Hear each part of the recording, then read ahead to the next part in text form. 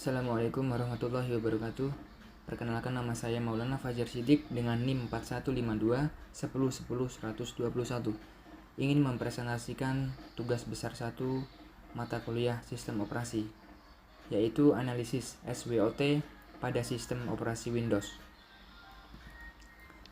Dimulai dari sejarah.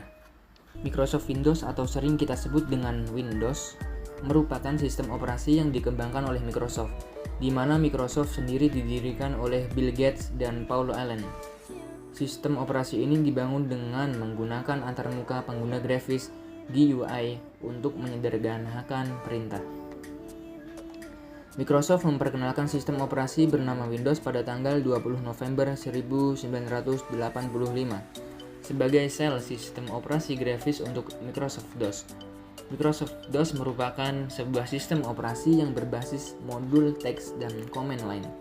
Tidak hanya itu saja, bahkan Microsoft Windows mendominasi pasar komputer pribadi dengan lebih dari 90% pangsa pasar.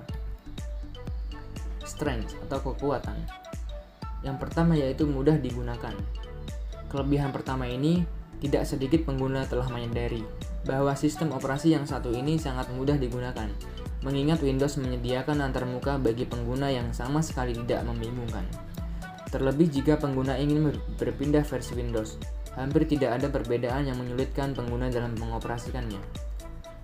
Yang kedua yaitu available software. Terdapat banyak pilihan perangkat lunak yang tersedia untuk Windows, mulai dari Adobe Photoshop, Adobe Illustrator, CorelDRAW, Blender, dan sebagainya.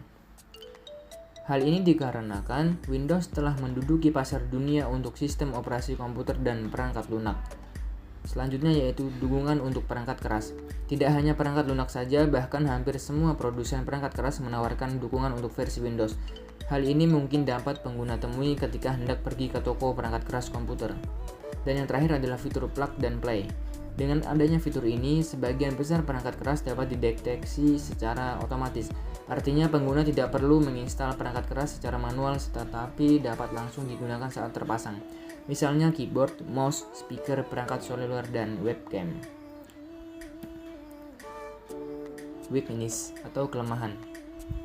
Kekurangan pertama yaitu kebutuhan sumber daya yang tinggi. Untuk dapat menginstal sistem operasi Windows, tentunya pengguna harus menyediakan komputer atau laptop dengan kapasitas penyimpanan RAM yang tinggi, ruang hard drive yang cukup, serta graphic card yang bagus untuk mendapatkan performa sistem yang maksimal. Yang kedua adalah harga yang tinggi.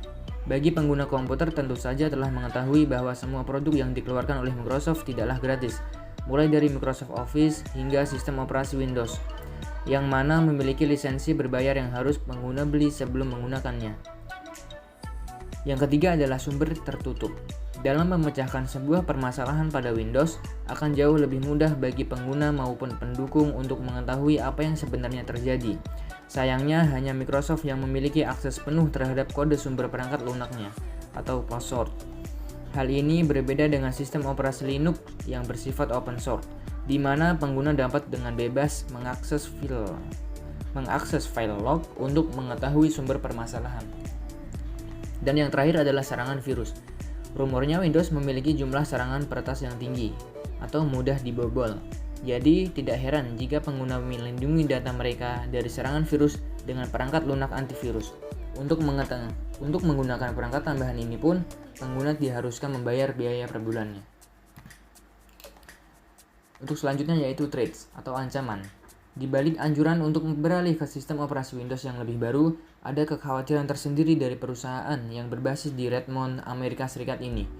Perusahaan baru-baru ini menemukan bug pada versi Windows yang lebih lama sehingga memutuskan untuk kembali dan menambal XP.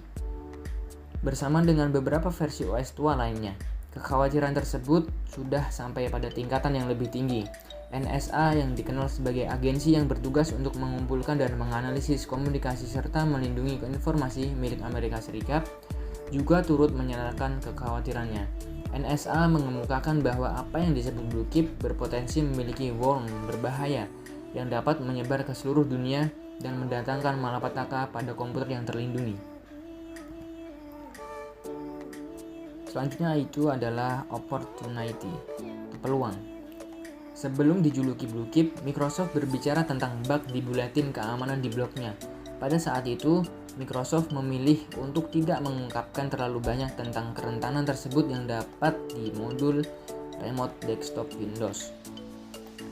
Pada dasarnya, sistem operasi tidak dengan benar mengotentikasi permintaan RDP atau Remote Desktop Protocol.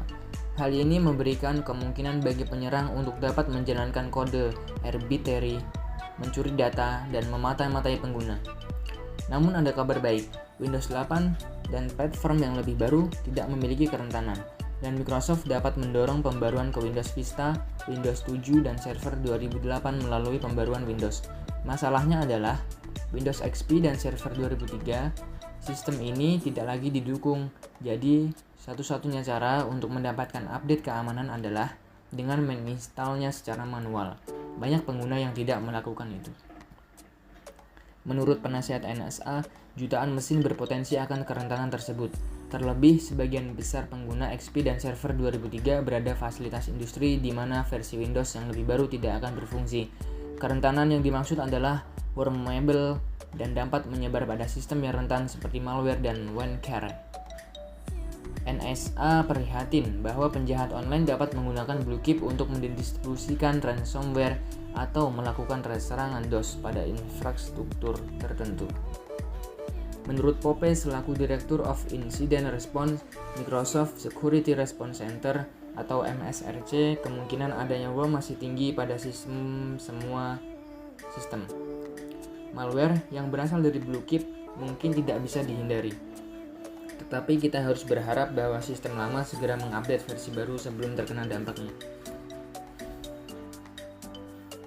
Dalam hal ini, Windows telah melampaui macOS yang diperkenalkan pada tahun 1984. Meski terbilang sebagai sistem operasi yang paling populer, namun pada tahun 2014, Microsoft mengakui bahwa mereka kehilangan sebagian besar pasar sistem operasi, mengingat pada saat itu telah munculnya sistem baru yaitu Android. Namun hal tersebut tidaklah mengherankan. Bagaimanapun juga, semua sistem atau setiap sistem operasi telah menargetkan platform yang berbeda. Konsep memori. Memori atau daya ingat merupakan kemampuan individu untuk menyimpan informasi. Informasi tersebut dapat dipanggil kembali untuk dapat dipergunakan beberapa waktu kemudian. Memori merupakan unsur inti dari perkembangan kognitif, sebab segala bentuk belajar dari individu melibatkan memori. Kesimpulan dari materi tersebut. Dari pembahasan singkat yang sudah disimpulkan, dapat disimpulkan bahwa Windows merupakan kelompok sistem operasi yang dikembangkan oleh Microsoft. Fungsi utama dari Windows tentunya sama seperti sistem operasi lainnya, di mana berfungsi sebagai penghubung antara hardware dan software. Terdapat banyak sekali versi Windows yang telah dirilis, mulai dari Windows 1 hingga sekarang Windows 11.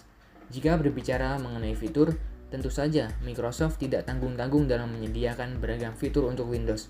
Terlebih, Windows memiliki antarmuka yang nyaman dan mudah digunakan, meski pengguna harus membeli terlebih dahulu untuk menggunakannya. Jika melihat segi kelebihan yang ditawarkan pun, tidak heran banyak sekali yang menggunakan Windows dibandingkan sistem operasi lainnya.